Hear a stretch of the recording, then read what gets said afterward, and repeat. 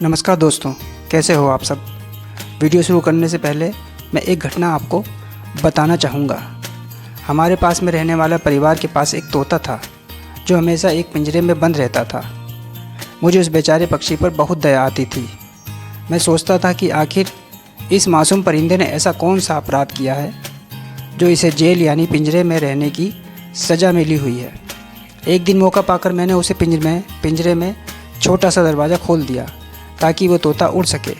लेकिन मैं ये देखकर हैरान रह गया कि पिंजरे का दरवाज़ा खुला होने के घंटों बाद भी वो तोता उड़कर कहीं नहीं गया, बल्कि वहीं उस पिंजरे में बैठा रहा। मैं समझ नहीं पा रहा था कि आखिर ये तोता उड़कर भाग क्यों नहीं रहा है। आज़ादी उसके सामने थी और वो पिंजरे को छोड़कर जा ही नहीं रहा था।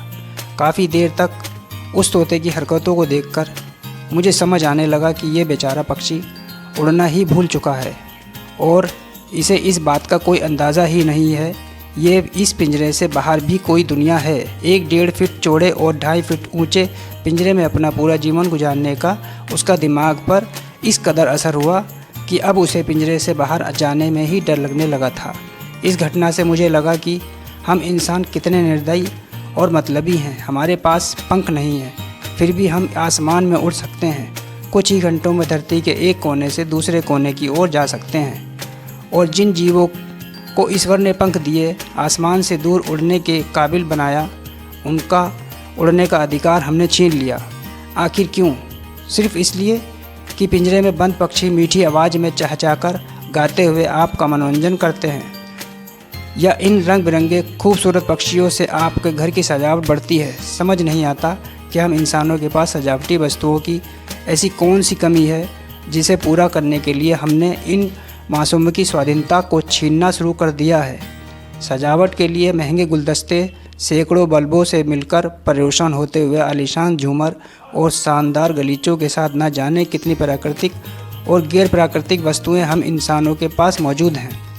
वैसे भी ना रंग बिरंगे पक्षियों की सुंदरता कुदरत ने आपको घर सजाने के लिए नहीं बल्कि आसमान सजाने के लिए बनाई है। जब नीले आसमान में सफ़ेद बादलों के बीच में से पक्षी अपने पंखों को पसार कर उड़ते हैं तो इन्हें निहारने का अपना ही एक अलग अलग अंदाज़ होता है। अगर आपको इन पक्षियों की मीठी आवाज़ से चहचहाना पसंद है तो आप ज़रा सोच कर देखिए कि ये पक्षी जो उड़कर एक देश से दूसरे देश पहुंच जाते हैं, वे भला एक नन्हे से पिंजरे में कैसे खुश रह सकते हैं। इन पिंजरों में कैद होकर निश्चित तौर पर ये पक्षी रोते होंगे और इनकी इसी रोने की आवाज़ को हम इनकी चहचहाट समझ बैठते हैं। पक्षियों की खासियत होती है कि सूरज निकलने से पहले ही उठ जाते हैं। अगर आप किसी गांव में रहते हैं और अपने घर के आंगन में सोते हैं तो निश्चित इन पक्षियों द्वारा हवा में बखेड़ा गया मधुर संगीत आपके लिए अलार्म घड़ी का काम करता होगा। सुबह उठते ही ये पक्षी अपने इकलौते काम यानी भोजन की तलाश में जुट जाते हैं। दाने, रोटी के टुकड़े, किसी फल के बीज या जो भी नहीं मिलता है उसमें से कुछ हिस्सा खा लेते हैं और कुछ हिस्सा घोंसले में इंतज़ार कर रहे अपने चूज़ों के लिए उठाकर ले जाते हैं। भोजन की तलाश में उड़ते उड़ते कोई छोटी सी चिड़िया भले ही कितनी ही दूर चली जाए लेकिन वापस अपने घोंसले में आने का रास्ता कभी नहीं भूलती। सूरज ढलने के साथ ही ये सभी पक्षी अपने घोंसले में वापस पहुंच जाते हैं। प्राकृतिक प्रेमी के लिए उड़ते ही पक्षियों को निहारना बेहद खूबसूरत नज़ारा होता है, लेकिन कुछ मूर्ख मानसिकता वाले व्यक्ति के लिए इन पक्षियों का मतलब सिर्फ उनके घर में सजाने वाली किसी सजावटी वस्तुओं के समान है। उन्हीं मूर्ख लोगों के लिए इन पक्षियों को शिकारियों द्वारा जाल बिछाकर पकड़ा जाता है। इन्हें पकड़ने वाले शिकारी एक पल के लिए भी ये नहीं सोचते कि इन पक्षियों का घोंसले में कोई इंतज़ार कर रहा होगा।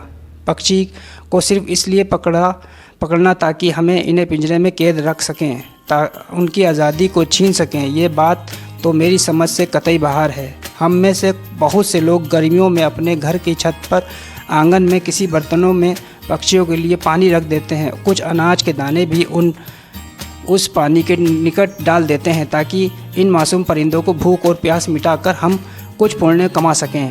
लेकिन दोस्तों, अगर आपके आसपास किसी घर में कोई भी पक्षी पिंजरे में बंद है तो आप किसी भी तरह से उस पक्षी के मालिक को समझा बुझाकर उस पक्षी को आज़ाद ज़रूर कराएं, क्योंकि आज़ादी हर जीव का हक है।